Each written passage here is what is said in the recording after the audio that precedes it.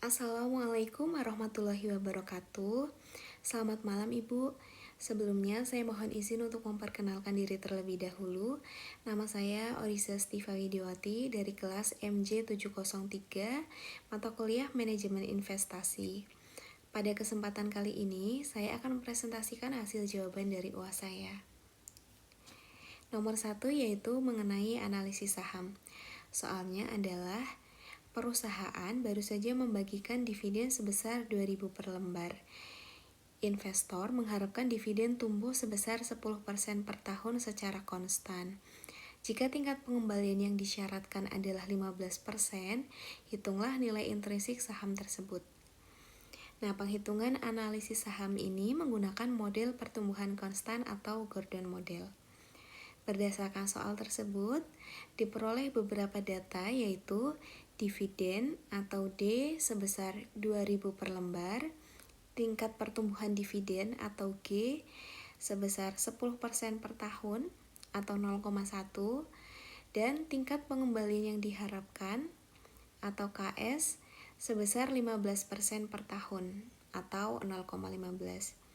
Kemudian angka-angka tersebut saya masukkan ke dalam rumus, yaitu P0 sama dengan D0 dikalikan 1 ditambah G dibagi KS dikurangi G, sehingga menjadi 2000 dikali 1 ditambah 0,1 dibagi 0,15 dikurangi 0,1. Hasil akhirnya yaitu 44.000. Jadi, nilai intrinsik saham tersebut adalah sebesar Rp44.000. Untuk soal nomor 2 yaitu mengenai analisis obligasi. Soalnya adalah investor juga melirik obligasi dengan nilai nominal 10 juta rupiah, jangka waktu 5 tahun, dan tingkat bunga kupon 12% per tahun, dibayar tahunan. Jika tingkat bunga pasar saat ini adalah 10%, tentukan harga wajar obligasi tersebut. Apakah obligasi ini dijual pada harga premium atau pada harga diskon? Berdasarkan soal tersebut, diperoleh beberapa data yaitu nilai nominal atau N sebesar 10 juta rupiah, bunga kupon atau I sama dengan 12%, sehingga nilai bunganya adalah sebesar 1.200.000. Kemudian jangka waktu atau T adalah 5 tahun, tingkat bunga pasar atau KD sama dengan 10%, dan pembayaran kuponnya adalah tahunan. Kemudian angka-angka tersebut dimasukkan ke dalam rumus berikut. Jadi nilai obligasi diperoleh dari penjumlahan bunga tahun ke-1 dibagi 1 ditambah bunga pasar dipangkatkan 1 dan seterusnya sampai dengan tahun ke-5 ditambah N atau nilai nominal dibagi 1 ditambah bunga pasar pangkat N, pangkat 5. Itu jumlah tahunnya.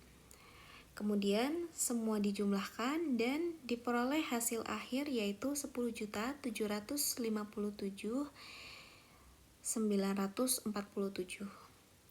Jadi harga wajar obligasi tersebut adalah sebesar 10.747.947 rupiah.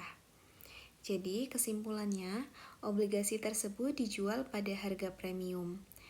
Karena harga obligasi sebesar 10.757.947 lebih tinggi daripada nilai nominalnya, yaitu sebesar 10 juta rupiah. Soal berikutnya yaitu mengenai evaluasi portofolio. Soalnya adalah investor sudah memiliki portofolio A dengan kinerja setahun terakhir sebagai berikut. Rata-rata return portofolionya adalah 18%, rata-rata return bebas resikonya atau RF sebesar 6%, beta portofolionya sebesar 1,2, standar deviasinya 20%, dan return marketnya 14%. Untuk soal nomor 1 yaitu mengenai analisis intrinsiknya. Soalnya yaitu tunjukkan perhitungan nilai saham PT Maju Bersama.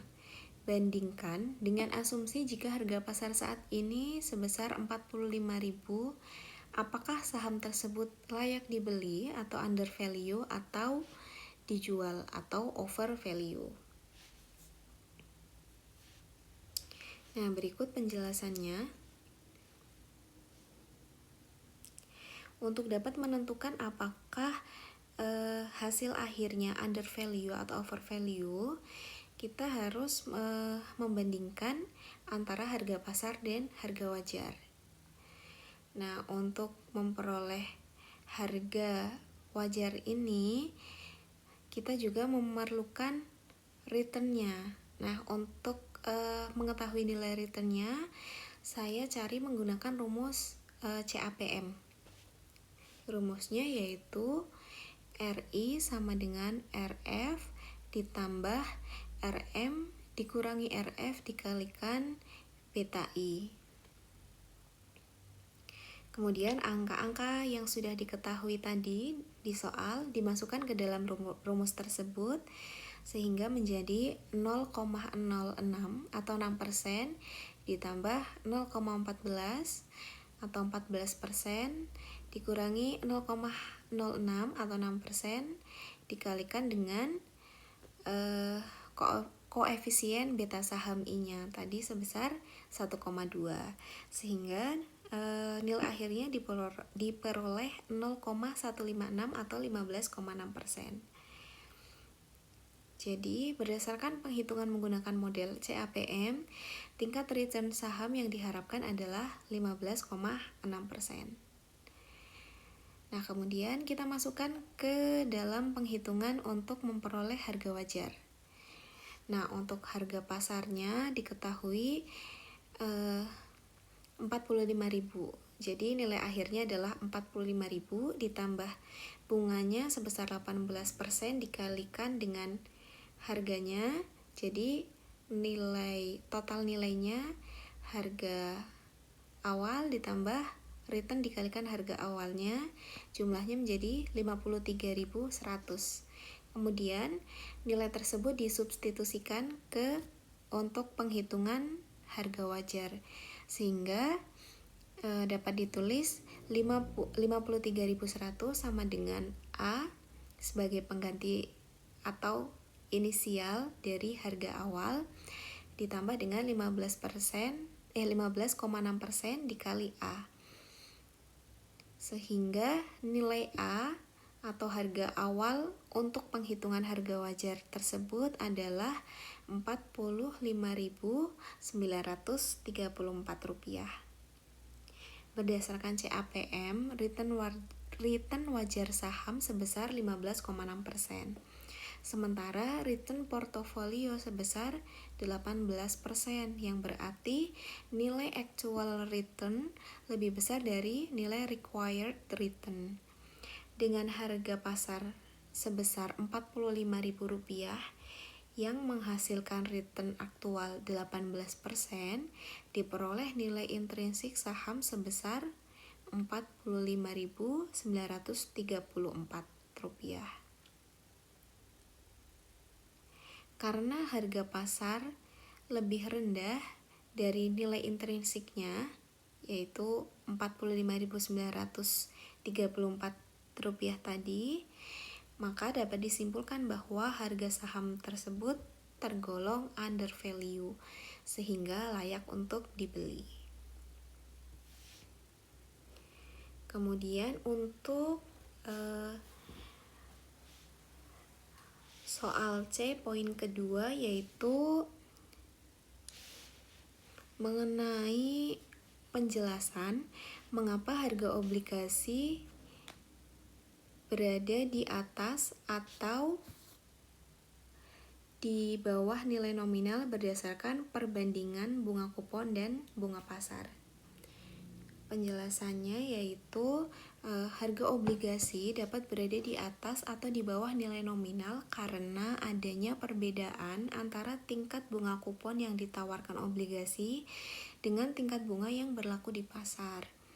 Nilai nominal merupakan nilai yang akan diterima investor pada saat obligasi jatuh tempo, sehingga harga obligasi di pasar akan menyesuaikan dengan tingkat keuntungan yang diharapkan investor berdasarkan kondisi pasar saat ini. Apabila tingkat bunga kupon lebih tinggi dibandingkan bunga pasar, maka obligasi tersebut menjadi lebih menarik bagi investor karena memberikan imbal hasil yang lebih besar daripada obligasi lain yang beredar di pasar. Kondisi ini mendorong investor untuk bersedia membeli obligasi dengan harga yang lebih tinggi dari nominalnya. Oleh karena itu, obligasi akan diperdagangkan dengan harga di atas nominal atau premium. Sebaliknya, apabila tingkat bunga kupon lebih rendah dibandingkan bunga pasar, obligasi menjadi kurang menarik karena memberikan imbal hasil yang lebih kecil dari tingkat keuntungan yang diharapkan investor.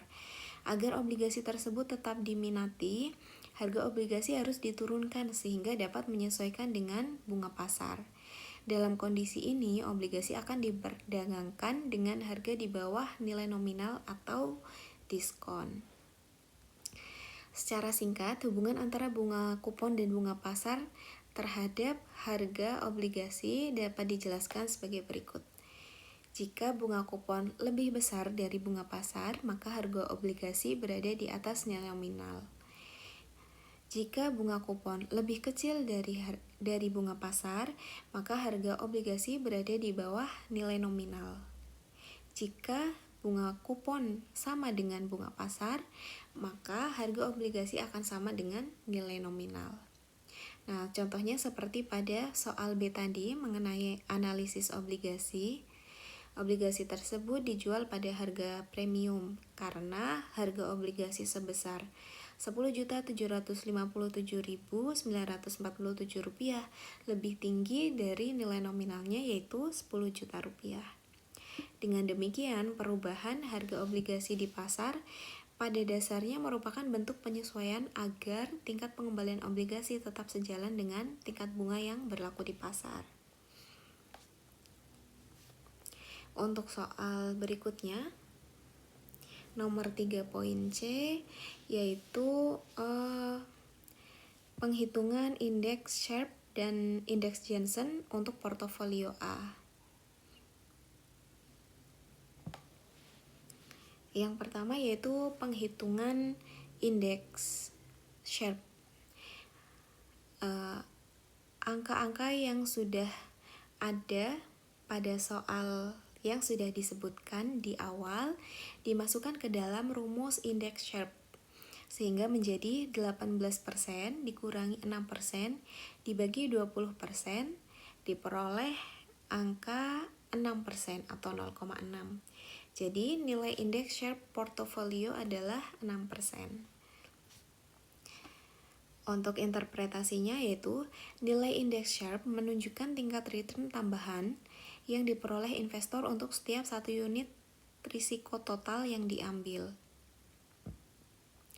Indeks Sharpe sebesar 6% berarti bahwa setiap satu unit risiko yang diukur dengan standar deviasi, portofolio mampu memberikan excess return sebesar 6%. Semakin tinggi nilai indeks Sharpe, maka semakin baik kinerja portofolio karena return yang dihasilkan sebanding atau lebih besar dibandingkan risiko yang ditanggung.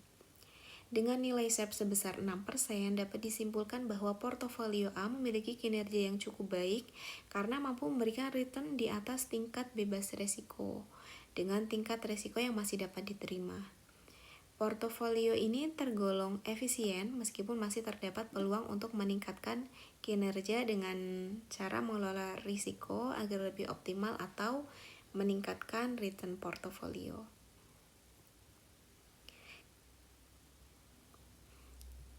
Kemudian poin yang kedua yaitu penghitungan indeks Jensen. Angka-angka yang sudah disebutkan dalam soal yang sudah diketahui, kemudian dimasukkan ke dalam rumus indeks Jensen, sehingga menjadi 18% dikurangi 6% ditambah 14% dikurangi 6% dikali 1,2, sehingga hasil akhirnya diperoleh 2,4%. Jadi nilai indeks Jensen portofolio adalah sebesar 2,4%. Interpretasinya yaitu nilai Jensen alpha sebesar 2,4% menunjukkan bahwa portofolio A mampu menghasilkan return 2,4% lebih tinggi dibandingkan return yang seharusnya diperoleh berdasarkan tingkat risiko sistematisnya. Artinya, kinerja portofolio ini lebih baik atau outperform dibanding kinerja pasar yang diharapkan menurut model CAPM. Dengan demikian, portofolio A tidak hanya memberikan return di atas tingkat bebas risiko, tetapi juga berhasil memberikan nilai tambah setelah memperhitungkan risiko pasar yang ditanggung. Nah, jadi kesimpulannya, berdasarkan hasil penghitungan indeks Sharpe sebesar 0,6 atau 6% dan Jensen alpha sebesar 2,4%, dapat disimpulkan bahwa manajer portofolio telah bekerja dengan baik. Nilai indeks Sharpe yang positif menunjukkan bahwa portofolio mampu memberikan excess return yang sebanding dengan risiko yang ditanggung. Sementara itu, Jensen alpha yang bernilai positif menandakan bahwa portofolio menghasilkan return yang lebih tinggi dibandingkan dengan return yang diharapkan berdasarkan risiko pasar. Dengan demikian, manajer portofolio dinilai berhasil mengalahkan pasar dan menciptakan nilai tambah bagi investor.